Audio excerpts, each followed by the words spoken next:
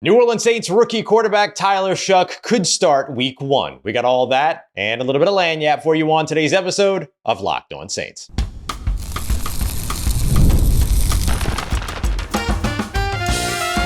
You are Locked On Saints, your daily New Orleans Saints podcast. Part of the Locked On Podcast Network, your team every day. What is good, Who Dat Nation and Who Dat family? I am your host, your friend, Ross Jackson, New Orleans native, your New Orleans Saints expert and credentialed member of the media covering those New Orleans Saints as a Saints beat writer over at LouisianaSports.net and Saints analyst with WWL TV. And on today's episode of Locked On Saints, the New Orleans Saints get not only value, but valuable picks in the latter part of their draft. Derek Carr provides an update on his shoulder injury in the most unexpected way possible, and the New Orleans Saints rookie Tyler Shough could potentially be a starter week 1. I've got 3 reasons why. We got all that and much more for you on today's episode. We appreciate you very much, whether it's your first time, your next time, being here with us this time, and making us your first listen, being an everydayer here on the show, which is a proud part of the Locked On Podcast Network, your team every day. Today's episode brought to you by the all-new 2025 Nissan Armada. Make sure you stay tuned to figure out who the Armada draft pick of the week will be later on in today's show. Tyler Shough, New Orleans Saints second-round rookie quarterback, very well could start in the first week of the 2025 season. And I want to give you the reasons for why I believe that, because believe it or not, none of them have anything to do about skill, talent, or arm strength, anything like that. Here's why I think Tyler Shough could be the New Orleans Saints week 1 starter. Number 1, he is the highest drafted quarterback since the 1970s when the New Orleans Saints took Archie Manning in the first round. Number 2, and this is kind of a given with the first, but I do think it's specifically important to highlight that Tyler Shough is the highest drafted quarterback in the Mickey Loomis era. And number 3, this is the first time under Mickey Loomis that a first-year head coach has gotten the opportunity to go and handpick his quarterback in the draft. Dennis Allen got the opportunity to go and get his quarterback, Derek Carr, a year later. Sean Payton ended up getting his quarterback through free agency in Drew Brees, and then Jim Haslett did Jim Haslett stuff. And so for New Orleans, I think that the big thing that I want to highlight here is that this gives you the opportunity as Kellen Moore to put your kind of stamp of approval on a quarterback, and that's exactly what he did. Now, I do think that this is going to be a competition throughout camp, but I don't think that Tyler Shough, being Kellen Moore's selection, is going to have to be the 100% winner of that camp. During our Saints Squad show, we were chatting about this, and we were talking about how the competition between Tyler Shough and Spencer Rattler, which is what we presume the situation to be under the pretense that Derek Carr won't play in 2025 and possibly won't be a member of the New Orleans Saints in 2025. We'll have to see how that whole situation goes. But the competition between the two young quarterbacks is going to push each of them to get better. There's a chance that Spencer Rattler wins that competition because he has a year of NFL experience, or has a year of experience in the NFL, has 6 games of starting experience. Let me say that more appropriately. As opposed to Tyler Shough, who doesn't have any time in the NFL just yet. He's 26 years old, but he will be 26 years old shortly after the season begins, but he doesn't come in with NFL experience. He comes in as a collegiate veteran, basically. And so there's a chance that Spencer Rattler takes that enormous leap in his second year because he got an actual training camp. He got an actual, to compete. He got an actual off season to prepare, which is really tough with quarterbacks coming out of the draft. We'll see how Tyler Shough manages that, right? You come out of the draft, and then a couple of weeks, you come out of college football, you spend your entire time doing things like the Senior Bowl and stuff like that. Both Tyler Shough and Spencer Rattler participated in the Senior Bowl. You come out of that, then you go into combine prep. You come out of the combine, you go into draft prep. You come out of the draft 2 weeks later, you're in rookie mini camps. Soon after that, you're in mini camps and mandatory mini camps, OTAs, and then before you know it, it's training camp. Not a lot of time to dedicate for yourself to recover from the previous season. Not a lot of time to dedicate yourself to the individual things that you want to work on, because you're working on the things that NFL teams want to see, and you're working on getting ready to run in your underwear at the combine. And so Spencer Rattler gets the advantage of having a focused offseason that's about what he feels that he needs to work on, what his coaching staff is telling him he needs to work on, all of these other things. Maybe that gives Spencer Rattler a little bit of an advantage. But I do expect that it will be a competition between these two, unless somehow things patch up around the Derek Carr situation, which, we should leave open the possibility that that can happen, because otherwise we're just speculating only the negative. But basically, the feeling here in New Orleans is that it's going to be either Spencer Rattler or Tyler Shough. And let's be honest, it's very likely that it's Tyler Shough. Why? Because he's Kellen Moore's guy. He's Kellen Moore's quarterback draft pick. There's no loyalties to anybody else. The biggest advocates of certain players are no longer in the building because their acquiring coaching staff is no longer in the building. Spencer Rattler has fans in the building because of the front office, and he has fans in the building because there are coaching staff members that like him. One of the reasons why they took jobs here in New Orleans, right? I'm not reporting that like he's one of the reasons why he took jobs, but like if there's no future at quarterback, then maybe some guys don't take jobs. You know what I mean? That's all I'm saying. And so for New Orleans, there are those people that are fans of Spencer Rattler in the building. However, when you come in and you are a brand new coaching staff, when you have a first-time head coach in Kellen Moore, and they walk in and 2 months later draft, or a few months later, draft the highest drafted quarterback in the franchise's history in over 50 years, that kind of tells you everything you need to know, right? That kind of tells you the reality of the situation, that that's who this coaching staff believes in, and very likely that player will become the starting quarterback. Now, look, Tyler Shough has the tools to be successful. 6'5", 200 plus pounds, big arm. Like when you get to go out to training camp and stuff like that, he's going to have the biggest arm on the field. That's going to be exciting for a lot of people. He has mobility that he's not often credited for with 4.6 speed, 4.63 speed in terms of his 40-yard dash. Really good pre-snap. Does a lot of things that make a quarterback successful. Extends plays, has good pocket awareness, good pocket mobility, all those things. The big thing is that he panics under pressure. That, to me, is the biggest thing. So the New Orleans Saints have to make sure that they can alleviate that in time for him to be a week one starter. But the chance for him to be a week one starter is very, very much there.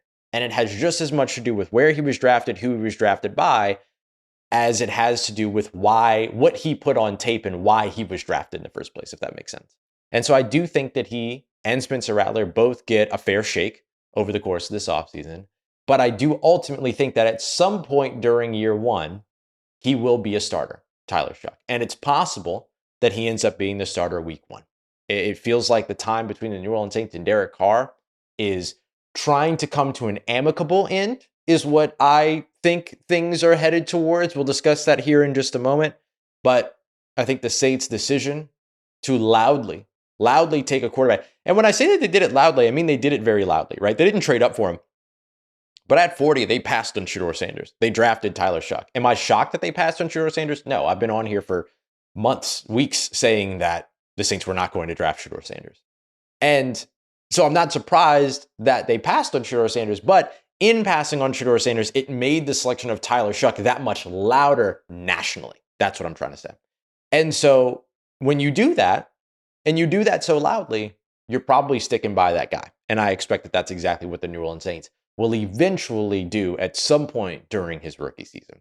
Coming up next, it looks like the New Orleans Saints and Derek Carr are getting more information from one another publicly than they might be getting privately, but it seems like things are heading towards what's going to be an amicable split. We got that coming up for you next as we continue on with today's episode of Locked On Saints, part of Locked On Podcast Network, your team every day.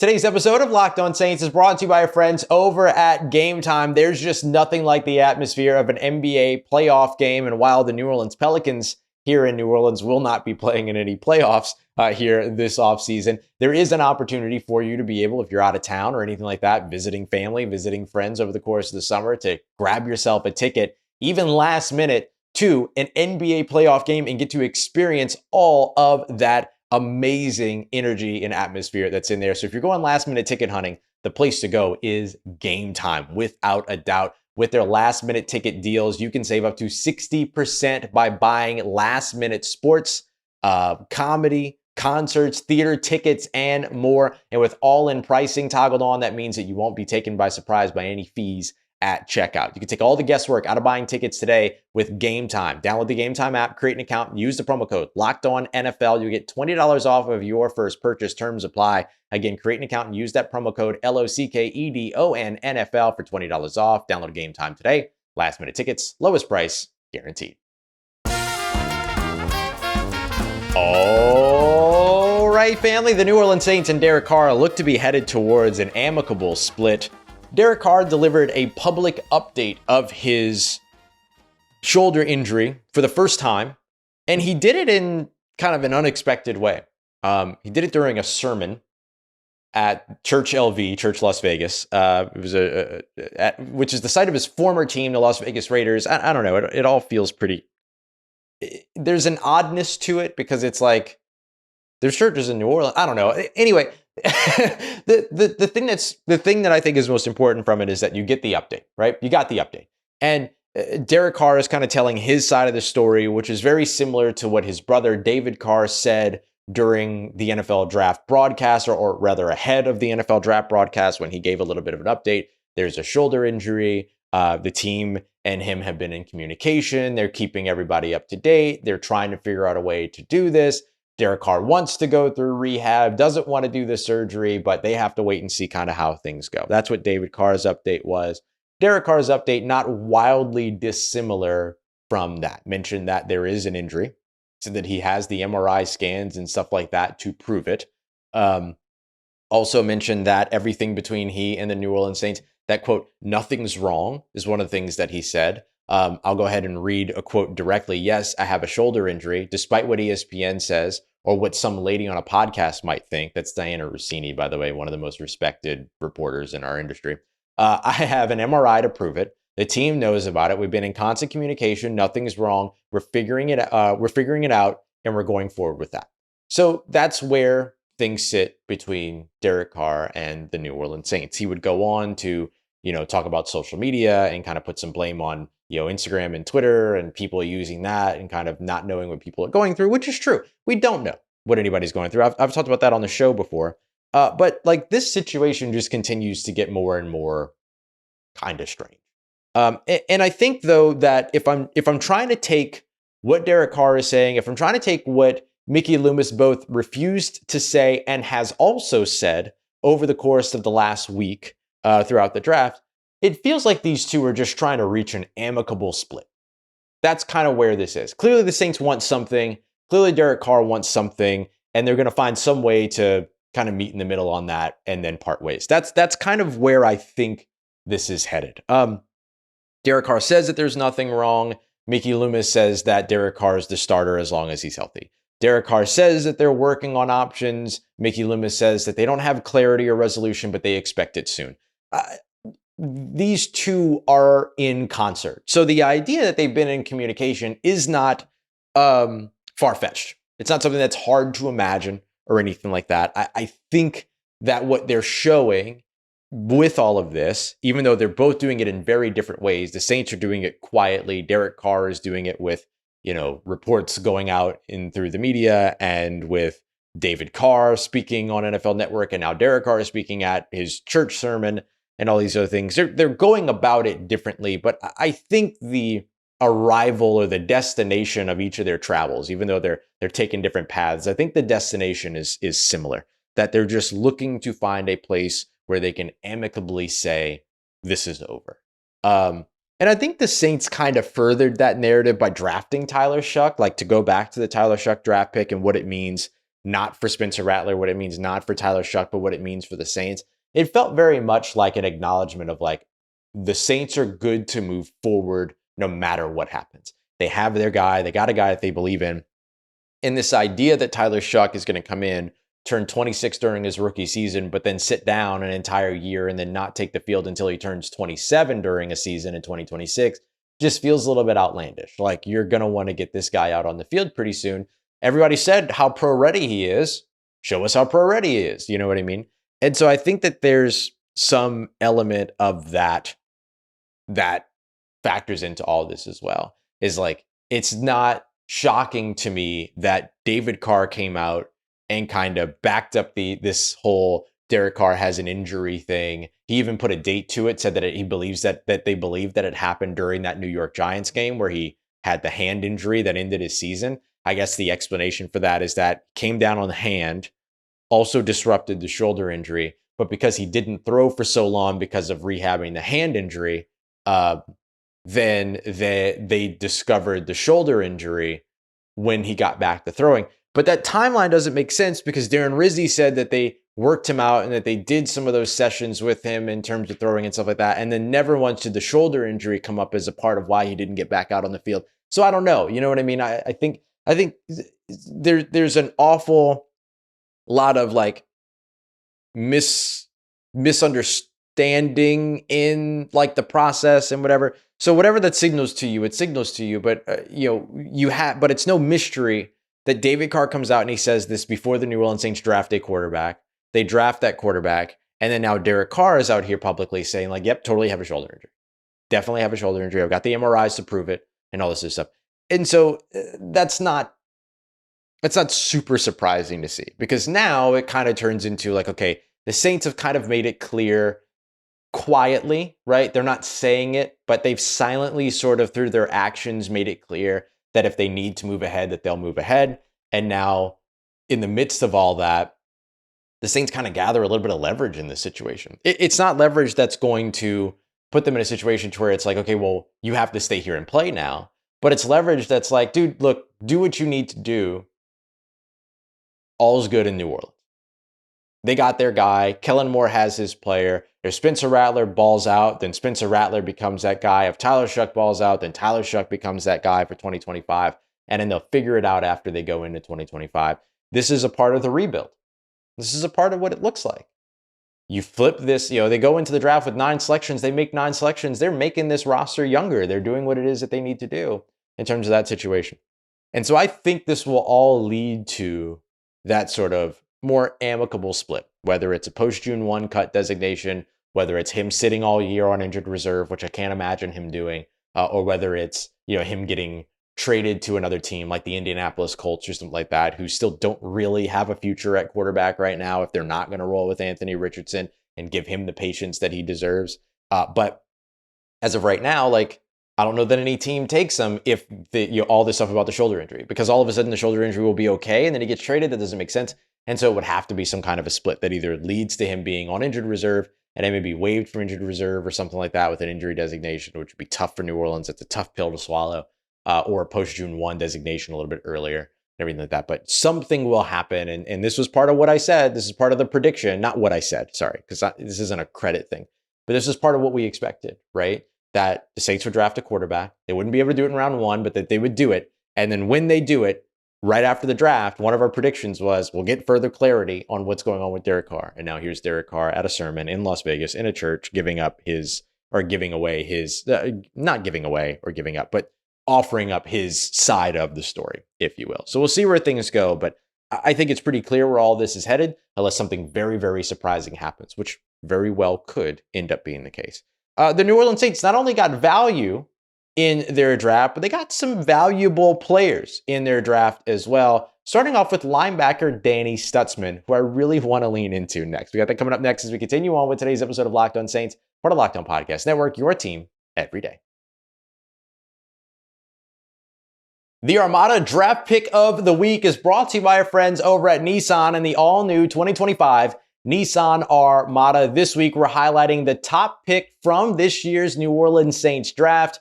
And when I say the top pick, I'm talking about the one that's dominating airwaves, because we have to go with Tyler Shough, the Louisville quarterback here. Big arm, mobility that he's not often credited for, good pre-snap mind, somebody that's got a lot of experience as well. Biggest questions are going to be age. It's going to be poise under pressure, going to be injury. But I'll tell you what, this guy's got a major opportunity. And a lot of Saints fans are going to be rooting for him to be that next great quarterback for the New Orleans Saints. He and his coaching staff are going to have to go out there and prove it. But I'll tell you what, this is a guy that's ready to conquer the road ahead with confidence, just like you can with the all-new Nissan Armada and their other outstanding vehicles as well. So take the Nissan Armada, Rogue, or Pathfinder and go and find your next big adventure today. You can shop at nissanusa.com. Let's get it, Who Dat Nation. The New Orleans Saints got not only value picks, but valuable selections in the latter part of their drafts. Remember, they walked in with 9 selections. They walked in with 5 of those selections, or rather 6 of those selections actually in the top 100. And then they also had, or top 131, top 131. And then they also had a few late round selections. And I think a few of their day 3 selections are pretty solid options. I want to start off with Danny Stutsman. Danny Stutsman, who I'm going to be calling I'm calling him the Midwest Bobby Boucher, just because of the fact that he, played at Oklahoma and everything. But like, this is a guy that was the number 3. I'm calling the Midwest guy. He's actually from Florida. So we're going to change that. We're going to call him the Coastal Bobby Boucher. From Danny Stutsman, number 3 linebacker on Dane Brugler's position rankings, and media position rankings and NFL position rankings, team position rankings, they don't line up and all this other stuff. But an interesting player. And I think one that can be a big time contributor for New Orleans. I mean, he is a violent downhill tackler, great in run defense, great in terms of run fits and everything. Brandon Staley did an interview with WWL Radio before the draft. So Thursday during the day before the draft leading up to round 1. And one of the big things that he spoke about a lot was how this is a line of scrimmage game, right? That this is a game that's won at the line of scrimmage, that this is a game that you have to take away the run for your opposing team, or for your opponent. And I think Danny Stutsman is a guy that furthers that. Just like in the 3rd round, Vernon Broughton, the defensive tackle out of Texas. Now, Alfred Collins was somebody that we identified. Broughton was somebody we talked about maybe once or twice over the course of the draft process, but clearly somebody that they feel really good about, especially considering that 2 of the former defensive coaching staff members for the Texas Longhorns over the course of the past couple of years are now here in New Orleans. And they went and got that guy, Bo Davis, who's now the New Orleans Saints defensive line coach, who was the LSU defensive line coach last year, was the Texas defensive line coach for the majority of Vernon Broughton's career. Vernon Broughton sitting behind guys like Tavondre Sweat and others that ended up getting drafted into the league and all that. You look at Terry Joseph, who's the New Orleans Saints defensive passing game coordinator. He spent time with them, with that defense as well, over with the Texas Longhorns. So clearly they like what Vernon Broughton can be, even though he didn't really get an opportunity to start until last season. But he appeared in over 40 games. Every single player in this draft class appeared in over 40 games in college. And none of them, with the exception of Tyler Shough, ever missed more than 4 games in a single season due to injury. They went for experience and they went for health, durability in this year's draft. And even with Tyler Shough, they feel good about his medicals because they weren't soft tissue injuries, knee injuries, things like that. It was broken bones. And teams tend to feel better about broken bone impact injuries than they do bone breaks than they do about like soft tissue injuries and things like that. So I think Danny Stutsman is along the same lines of Vernon Broughton, like this guy that's brought in to kind of help the run defense. But I also think Danny Stutsman has a legitimate opportunity to become a starter during his rookie contract, whether that's in place of Pete Werner, which feels most likely, or potentially post Demario Davis. We'll see. It's a lot more responsibility to replace Demario Davis than it is to replace Pete Werner, so I'm putting it more so in the Pete Werner category, but can also coexist on the field with these guys. When the New Orleans Saints go into their nickel packages, but they go into their nickel packages in an odd man front, they still might have 3 linebackers on the field. They might still go three defensive players, three defensive linemen and 3 linebackers, and that could put a guy like Stutsman on the field on a nickel run situation. So for instance, if let's say a team you're going up against comes out in 11 personnel with 3 wide receivers, that doesn't technically mean that they're going to run the football. It might be that they're going to throw the football. It might be 1st and 10 where they're more likely to run. That's where a guy like Danny Stutsman is going to see a lot of opportunities, I imagine, immediately here in 2024. And then it grows, right? Again, you're looking at these draft picks as potential replacements for guys that were selected in the previous regime. And Danny Stutsman is firmly positioned for that in his near future during his rookie contract. Quincy Riley, the cornerback out of Louisville, I think is a starter week 1. I think Isaac Yiadom's great. He had a fantastic season in 2023, but in Dennis Allen's system. He did spend time with Brandon Staley last year in San Francisco. Brandon Staley was the assistant head coach while Isaac Yiadom was there in San Francisco. So it's clear that Brandon Staley likes what Isaac Yiadom can bring to the field. However, he wasn't operating in Brandon Staley's defense during that time. And so it's going to be very interesting to see. But I do think that Quincy Riley, 6 foot, 195 pounds, he's got NFL size, he's got NFL speed, he's got NFL length, and he makes plays on the football, which I think is the biggest thing that you're going to be looking for. And he's also, honestly, not the worst tackler for an outside corner either. Top 100 player on Dane Brugler's big board. A little bit more experience as well. Played 6 seasons in college to varying degrees of snap percentages and things like that, of course. But you're talking about a guy that was also, second team All ACC last year and then missed a couple of games due to an ankle injury and then opted out of his bowl game. But outside of that, finished his career with 15 interceptions. And then depending upon where you're reading, either 40 or 54 passes defended. But in any case, a lot of passes defended, and appeared in 55 games over the course of his career. He's got experience. He's got 4.48 speed. He's got good closing speed. He's got great instincts. You can see it all over his film. And of course, beyond all that, he makes plays at the football, as evidenced by those 15 interceptions and those 40 to 54 passes defended. So I think that he's another guy that gives you a lot of value. Jonas Sanker, another very good, valuable player that can play near the line of scrimmage, make tackles, play down in the box, all those other things. He's going to be a solid box safety throughout his career. But the other player that I really want to highlight as a true value selection is Devin Neal, the running back out of Kansas. 3 straight 1,000-yard rushing seasons, 2 straight 16 rushing touchdown seasons, appeared in 49 of his 50 possible games, never missed a single game due to injury. The one game that he missed was an opt-out, which was the bowl game. Team captain, is the all-time Kansas leader, all-time school leader at Kansas for rushing yards, rushing touchdowns, and 100-plus yard rushing games. This is a guy that had like 8 games last year where he ran for over 100 yards, but then only had, I think it was 4 where he carried the ball more than 20 times. Like, insane production. And so I'm really excited to see what Devin Neal ends up doing as a guy that could complement Alvin Kamara, get in that competition with Kendre Miller, see where he fits with Clyde Edwards-Helaire. There's a lot there.